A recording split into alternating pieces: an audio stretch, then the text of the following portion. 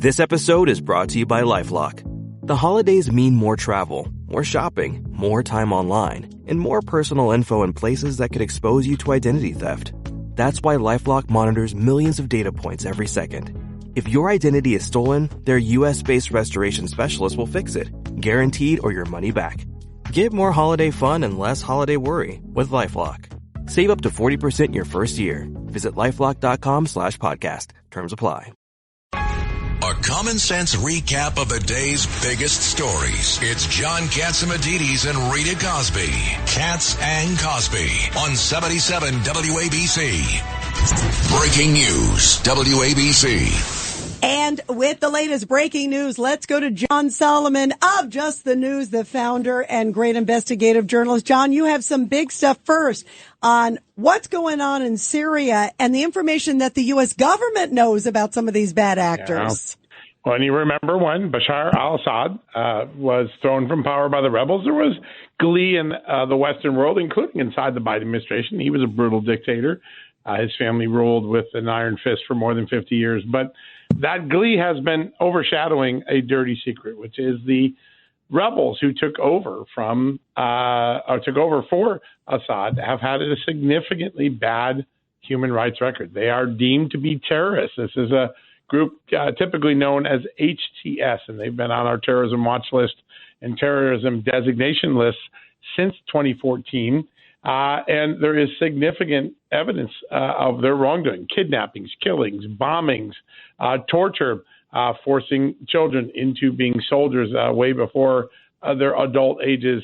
That's just some of the things that are in the State Department, the Director of National Intelligence files that I was able to look at over the last few days. So we have to be very cautious. While we're glad that Assad is gone, most of the world is, these memos say that the guys who've taken over, even though they sound like moderates right now, have a long history of participating with al-Qaeda, with ISIS, emanating from one of the more famous early terrorism fronts in Iraq and Syria called the al-Nusra Front. Their leader embraced al-Qaeda's leader, Ayman al-Zawahiri, before he was executed or before he died in a drone attack.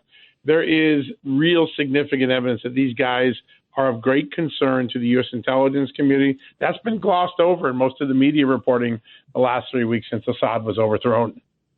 Alan.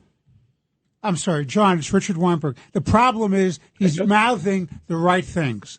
So he's giving a public relations campaign to Western media and Western political people who want to think well of him and apologize for him. And the problem is you have to judge him by his history and his acts now, and how he treats the Kurds, the Christians, how he moves closer to threatening Israel. This is what you have to judge him on, not the rhetoric that he spouts, but the real actions. What say you? I think you're exactly right. It's why I wrote this story, because I think there's been a lot of people focused on the rhetoric lately, and he does sound like a guy who wants to run the country and be favorable, but the truth of the matter is he has a 15, 18-year history, this group does, of treating humans in the most uncivil of manners, much conduct of terrorism, much alliances with people that we in America don't want to see, alliances with ISIS and alliances with al-Qaeda, not subtle ones, but overt ones. And so that's the purpose of these documents and putting them forward, to make sure the American public know and have eyes wide open that what they may sound like right now may not really be their true tactics and their true DNA. Governor Patterson. John, this wouldn't be the first time that a new leader that has a checkered past comes in and sobers up. In the Middle East. Because yeah, that's called Thursday exactly, on the Middle East. Because, the fact is that he can get a whole lot of attention. It's ego gratifying for him to say these things. And right. A little part of him might even go along with it for a while. But, a leopard doesn't change its spots. My question to you is, do you think that to some degree the United States was suffering with the previous leader, knowing what would happen if he did get taken out? It's a conundrum, right? Because the rebels that were fighting him, we knew had long alliances. There are other, we've got ISIS still out there, has a big part of Syria that it still controls.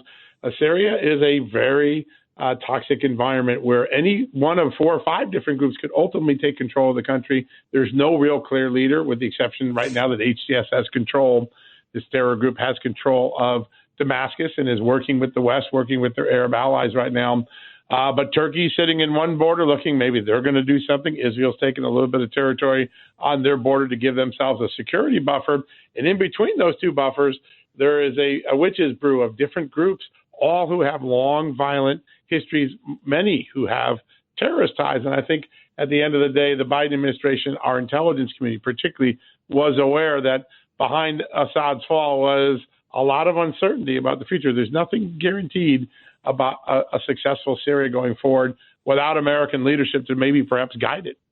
All right. Well, John Solomon, keep us posted. You always have great scoops. Thank you very, very much. Great to be with you all. You too. You too. And Happy New Year. Yeah. Thank you, John. If you're a maintenance supervisor for a commercial property, you've had to deal with everything from leaky faucets to flickering light bulbs. But nothing's worse than that ancient boiler that's lived in the building since the day it was built, 50 years ago. It's enough to make anyone lose their cool. That's where Grainger comes in. With industrial-grade products and dependable fast delivery, Grainger can help with any challenge. From worn-out components to everyday necessities. Call, click Grainger.com, or just stop by. Grainger, for the ones who get it done.